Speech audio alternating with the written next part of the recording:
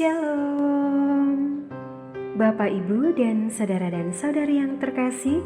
Jumpa lagi dalam Sikat Sabda Iman Katolik, Sabtu, Pekan Biasa ke-33, 20 November 2021. Bacaan hari ini dari Injil Lukas bab 20 ayat 27 sampai 40. Marilah kita siapkan hati dan pikiran kita untuk mendengarkan sabda Tuhan. Semoga Tuhan beserta kita, sekarang dan selama-lamanya. Inilah Injil suci menurut Lukas. Dimuliakanlah Tuhan. Pada suatu ketika, datanglah kepada Yesus beberapa orang Saduki yang tidak mengakui adanya kebangkitan. Mereka bertanya kepadanya, "Guru, Musa menulis untuk kita perintah ini. Jika seorang yang mempunyai saudara laki-laki mati meninggalkan istri, tetapi tidak meninggalkan anak, maka saudaranya harus kawin dengan wanita itu dan membangkitkan keturunan bagi saudaranya. Ada 7 orang bersaudara. Yang pertama kawin dengan seorang wanita, lalu mati tanpa meninggalkan anak. Lalu wanita itu dikawini oleh yang kedua dan oleh yang ketiga, dan demikianlah berturut-turut oleh ke-7 saudara itu. Mereka semuanya mati tanpa meninggalkan anak. Akhirnya wanita itu pun mati. Bagaimana sekarang dengan wanita itu? Siapakah di antara orang-orang itu yang menjadi suaminya pada hari kebangkitan? Sebab ketujuhnya telah beristrikan dia." Jawab Yesus kepada mereka, "Orang dunia ini kawin dan dikawinkan, tetapi orang yang dianggap layak mendapat bagian dalam dunia yang lain itu dan dalam kebangkitan dari antara orang mati tidak kawin dan tidak dikawinkan. Sebab mereka tidak dapat mati lagi. Mereka sama dengan malaikat-malaikat dan menjadi anak-anak Allah, karena mereka telah dibangkitkan. Tentang bangkitnya orang-orang mati, Musa telah memberitahukan dalam nas tentang semak duri, di mana Tuhan disebut Allah Abraham, Allah Ishak, dan Allah Yakub. Ia bukanlah Allah orang mati, melainkan Allah orang hidup, karena di hadapan Dia semua orang hidup." Mendengar itu, beberapa ahli Taurat berkata, "Guru, jawabmu itu tepat sekali." sebab mereka tidak berani lagi menanyakan apa-apa kepada Yesus. Demikianlah sabda Tuhan. Terpujilah Kristus. Bapak, Ibu, dan saudara dan saudari yang terkasih, renungan hari ini akan dibawakan oleh Bapak Florentinus Denny dari Kalimantan Utara. Selamat mendengarkan.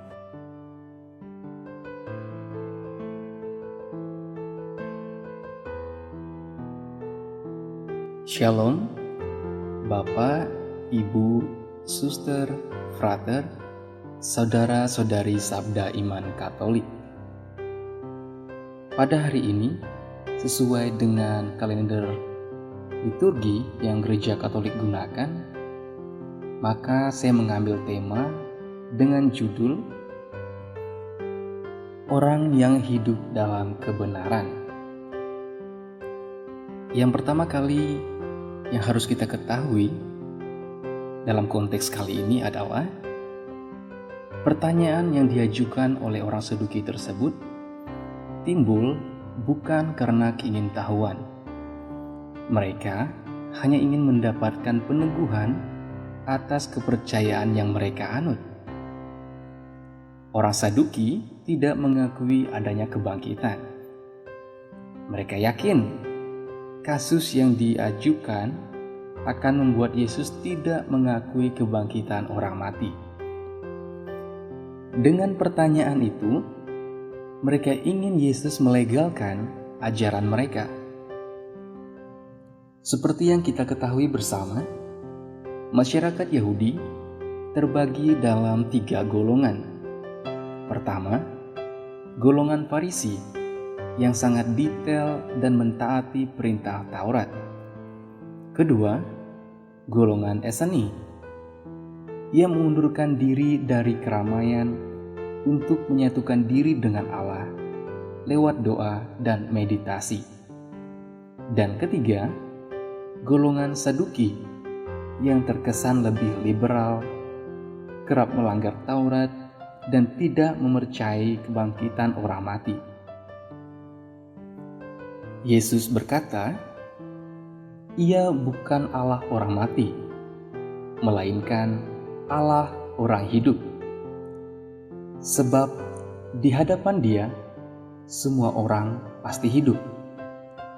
Dengan penjelasan ini, tampaknya Yesus hendak mengatakan bahwa orang Saduki berpikir menurut pikiran manusia yang masih hidup di bumi dan mempersoalkan hubungan suami istri. Padahal di surga, orang-orang hidup dalam hubungan yang sama sekali baru. Yesus menjelaskan, "Nah, Allah itu bukan Allah orang mati. Ia Allah orang-orang yang hidup. Sebab untuk Allah semua orang hidup." Dengan kata lain, orang yang hidup di dunia untuk Allah akan mengalami hidup kekal yang ditujukan bagi Allah. Mereka hidup abadi untuk Allah, itu artinya hidup seturut versi Allah. Disinilah masalahnya, orang Saduki tidak ingin hidup seturut Allah. Hal ini membuat mereka mengembangkan ajaran tidak adanya kebangkitan. Karena itu, Yesus menegaskan bahwa mereka salah. Oleh karena itu, kita perlu memahami keabadian dari sudut pandang Allah. Hal memperoleh hidup dalam kebenaran juga dipertegas dalam bacaan pertama yang kita baca hari ini. Dikatakan, "Tetapi teringatlah aku sekarang kepada segala kejahatan yang telah kuperbuat kepada Yerusalem, dengan mengambil perkakas perak dan emas yang ada di kota itu, dan dengan menyuruh bahwa penduduk Yehuda harus ditumpas dengan sewenang-wenang. Aku sudah menjadi insaf bahwa oleh karena semuanya itulah, maka aku didatangi malapetaka ini. Sungguh, aku jatuh binasa dengan sangat sedih hati di negeri yang asing." Banyak orang menginginkan hidupnya sebagai orang benar, namun menjadi orang benar yang senantiasa benar-benar hidup dalam kebenaran tidaklah semudah mengatakannya. Dalam Alkitab, Daniel adalah orang benar yang senantiasa berpegang pada kebenaran yang sudah diketahuinya. Apa buktinya? Tuhan berfirman kepada Yeskiel ketika ia hendak menghukum dosa orang Israel. "Dan biarpun Nuh, Daniel, dan Ayub berada di tengah-tengahnya, demi aku yang hidup, demikianlah firman Tuhan Allah, mereka tidak akan menyelamatkan baik anak laki-laki maupun anak perempuan, melainkan mereka akan menyelamatkannya hanya nyawanya sendiri karena kebenaran mereka." Luar biasa, pujian yang diberikan Tuhan pada Daniel bahwa kebenaran itu dihidupinya. Ternyata benar-benar penting hingga diulang 3 kali. Mengapa demikian? Pola hidup apakah yang dijalankan Daniel? Daniel, seperti yang dikisahkan dalam Alkitab, ia tidak bercela, berperawakan baik, memahami berbagai hikmat, pengetahuan yang banyak, dan memiliki pengertian tentang ilmu. Bahkan ketika raja menawarinya makanan dan anggur yang enaknya luar biasa, Daniel berketetapan untuk tidak menajiskan diri dengan santapan itu. Jadi Allah memberikan pengetahuan dan kepandaian tentang berbagai tulisan dan hikmat yang dianugerahinya kepada Daniel. Orang benar bukan hanya berbuat baik saja, tetapi ia harus melakukan kebenaran dengan segala risikonya. Karena seperti yang kita ketahui bersama, bahwa cobaan sudah dan akan selalu ada baik dulu, sekarang, dan maupun di masa yang akan datang.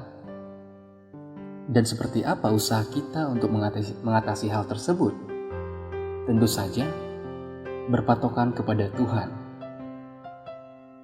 Berpengharapanlah hanya kepada Tuhan.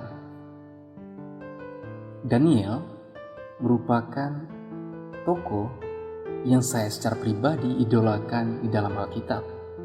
Mengapa? Karena kehidupan Daniel memberikan inspirasi dan motivasi bagi kita tentang kesetiaan untuk hidup dalam kebenaran.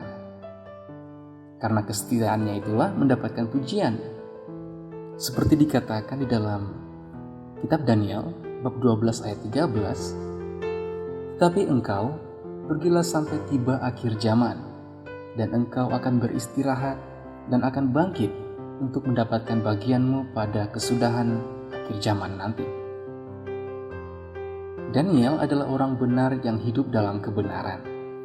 Bahkan ketika banyak kesempatan untuk melakukan hal menyenangkan, namun berujung dosa ditawarkan kepada dirinya, ia mengawali dan mengakhiri perjalanan imannya dengan setia dan sempurna. Bagaimana dengan kita? Apakah kita ingin menjadi orang benar? Orang benar adalah orang yang hidup dalam kebenaran. Ambillah keputusan untuk hidup dalam kebenaran. Terkadang memang terasa sulit dan penuh tantangan. Namun, tidak ada yang tidak bisa.